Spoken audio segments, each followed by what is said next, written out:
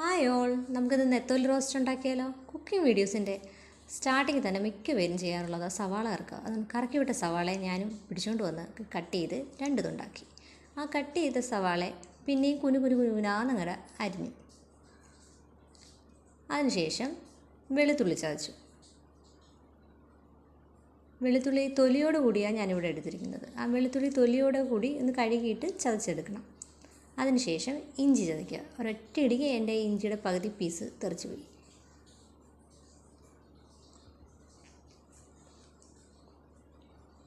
അതിനുശേഷം നമ്മുടെ നെത്തോലി, മുളക് പൊടി, മഞ്ഞൾപ്പൊടി, ഉപ്പ്, കുരുമുളക് പൊടി ഇത് ഇത്രയും കൂടി ഇട്ട് പുരട്ടി ഒരു 5 മിനിറ്റോളം വയ്ക്കുക. പാൻ അടുപ്പത്ത് വെച്ച് പാൻ ചൂടായതിനു ശേഷം അതിലേക്ക് വെളിച്ചെണ്ണ ഒഴിച്ച് കൊടുക്കുക. പാൻ നല്ലതുപോലെ ചൂടായിട്ടുണ്ടെങ്കിൽ വെളിച്ചെണ്ണ പെട്ടെന്ന് ചൂടായി കിട്ടും. ഇതിപ്പോൾ പാൻ നല്ലതുപോലെ ചൂടായിട്ടുണ്ടായിരുന്നു, അതുകൊണ്ട് വെളിച്ചെണ്ണ ചൂടായി കിട്ടാൻ ഒരുപാട് സമയം എടുത്തില്ല. അതിലേക്ക് നെത്തോലി പുരട്ടി വെച്ചതിനെ ഓരോന്നോരോന്നായിട്ട് ഇട്ട് കൊടുക്കുക. കയ്യിൽ എണ്ണ അത്യാവശ്യം നല്ലതുപോലെ തെറിക്കും, അത് അഡ്ജസ്റ്റ് ചെയ്ത് അങ്ങ് ഇടുക. നല്ലതുപോലെ എണ്ണ തിളച്ചത് കൊണ്ടാണ് പെട്ടെന്ന് ഈ നെത്തോലി അതിലോട്ട് പെരക്കി ഇടുമ്പോഴത്തേക്കും കയ്യിലോട്ട് തെറിക്കുന്നത്.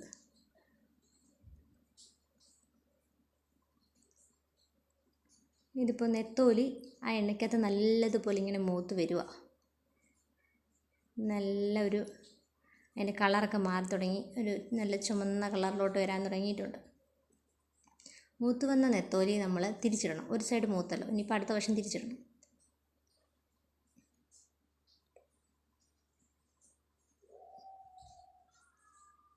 ഇതിപ്പം പാനിനകത്ത് നിന്ന് ഇളകി വരാൻ കുറച്ച് പാടുണ്ടായിരുന്നു. അത്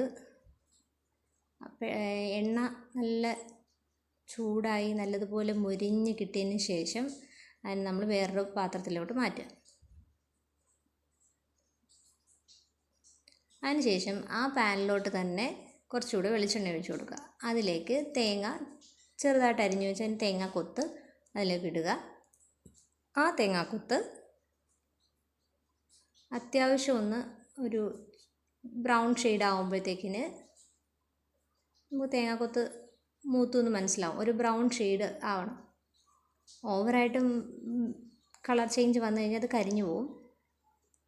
ഇതിപ്പോൾ അത്യാവശ്യം മൂത്ത് വന്നു. അതിലേക്ക് നമ്മൾ കുറച്ച് കറിവേപ്പില ഇടുക. കറിവേപ്പില ഒരു പ്രധാന ഘടകം തന്നെ കേട്ടോ കറി വയ്ക്കുമ്പോൾ. കറിവേപ്പിലയുടെ ഒരു മണം കൂടെ ഉണ്ടെങ്കിൽ എന്ത് കറി വെച്ചാലും ഒരു ടേസ്റ്റ് ഉണ്ട്. കറിവേപ്പില അതിലോട്ട് ഇട്ട് കൊടുത്ത് അത്യാവശ്യം നല്ലൊരു മൂത്ത് വരും. കറിവേപ്പിലയും നമ്മുടെ തേങ്ങാക്കൊത്തും കൂടെ മൂത്ത് വന്നതിന് ശേഷം അതിലേക്ക് വെളുത്തുള്ളി ഇഞ്ചിയും ഞാനിപ്പോൾ ഇട്ടു. വെളുത്തുള്ളി ഇഞ്ചിയും നല്ലതുപോലെ മൂപ്പിച്ചെടുക്കണം. ഈ വെളുത്തുള്ളി ഇഞ്ചിയുടെയും പച്ച മണം മാറി മൂത്ത് വരുമ്പോഴത്തേക്കിന് അത്യാവശ്യം നല്ലൊരു മണം വരും. എനിക്ക് ആ മണം ഭയങ്കര ഇഷ്ടമാണ്. നിങ്ങൾക്കൊക്കെ ഇഷ്ടമാണെന്നുണ്ടെങ്കിൽ ഒന്ന് കമൻറ്റ് ഇട്ടേരെ. ഇപ്പോൾ അത്യാവശ്യം വെളുത്തുള്ളിയും ഇഞ്ചിയും തേങ്ങാക്കൊത്തുമൊക്കെ ഒരു ബ്രൗൺ ഷെയ്ഡിലോട്ട് മാറിയിട്ടുണ്ട്. അതിലേക്ക് നമ്മളെ സവാള അരിഞ്ഞ് വെച്ചത് ഞാൻ കൈ കൊണ്ടൊന്ന് ഞെവിടിയിട്ടാണ് ഇടുന്നത്. അപ്പോൾ പെട്ടെന്ന് വഴണ്ട് കിട്ടും. അതൊന്ന് ഉടയുമ്പോഴത്തേക്കിന് പെട്ടെന്ന് വഴണ്ട് കിട്ടും. ആ എണ്ണയ്ക്കകത്തോട്ട് അതെല്ലാം കൂടെ ഒന്നും കൂടെ ഇളക്കി ചേർക്കണം. നല്ലതുപോലെ ഇളക്കി ചേർത്തതിന് ശേഷം അതിനൊന്ന് ആവി കയറ്റണം. അതിന് നമുക്കൊന്ന് അടച്ച് വെച്ച് ആവി കയറ്റാം. അതിന് മുന്നേ പച്ചമുളക് ഇട്ട് കൊടുക്കണം. പച്ചമുളക് ഇടുന്ന കാര്യം ഞാൻ പറയാൻ മറന്നു. പച്ചമുളക് ഇടുക.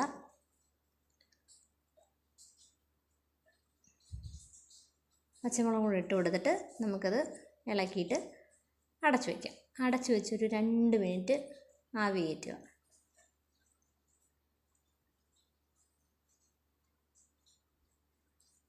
ഇപ്പോൾ 2 മിനിറ്റ് ആയി കഴിയുമ്പോഴത്തേക്കും നമുക്ക് അത് തുറന്ന് ഒന്നും കൂടെ ഒന്ന് ഇളക്കി യോജിപ്പിക്കാം.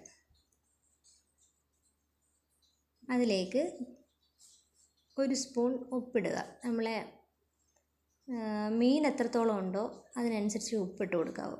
ഒരുപാട് ഉപ്പ് വാരിയിടരുത്. അതിലേക്ക് ഒരു 1/4 സ്പൂൺ മഞ്ഞൾപ്പൊടി ഇടുക. മഞ്ഞൾപ്പൊടി ഉപ്പുമൊക്കെ നമ്മൾ ആദ്യമേ മീൻ വറുക്കാൻ നേരത്ത് എടുത്തത് കൊണ്ട് അതിൽ കുറച്ച് ഉപയോഗിച്ചാൽ മതി. ഇപ്പം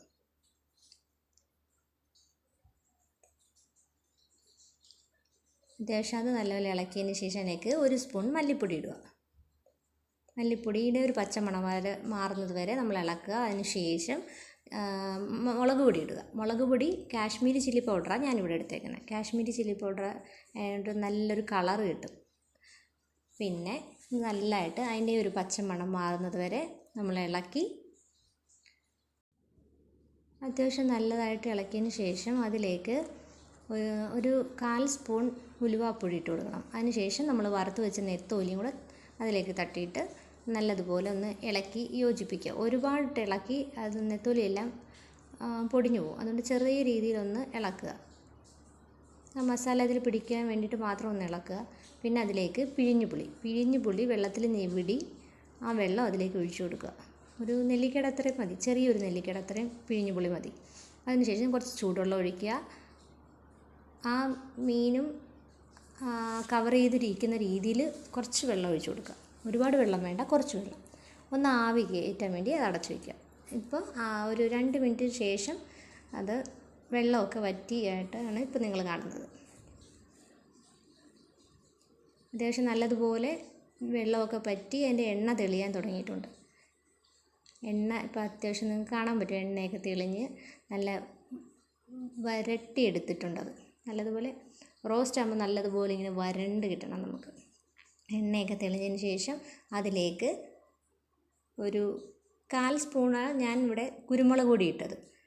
എരി തോനെ ഇഷ്ടമുള്ളവരാണെന്നുണ്ടെങ്കിൽ 1 സ്പൂൺ വേണമെങ്കിലും ഇടാം. അത് നല്ലതായിട്ട് ഇളക്കി യോജിപ്പിച്ചതിന് ശേഷം ഗരം മസാലപ്പൊടി ഇടണം. ഒരു 1/4 സ്പൂൺ ഗരം മസാലപ്പൊടി തന്നെ, അത് തന്നെ അത്രയും തന്നെ ആവശ്യമുള്ളൂ. അല്ലെങ്കിൽ പിന്നെ ആ മീനിൻ്റെ ഒരു ടേസ്റ്റ് നമുക്ക് കറക്റ്റായിട്ട് കിട്ടത്തില്ല.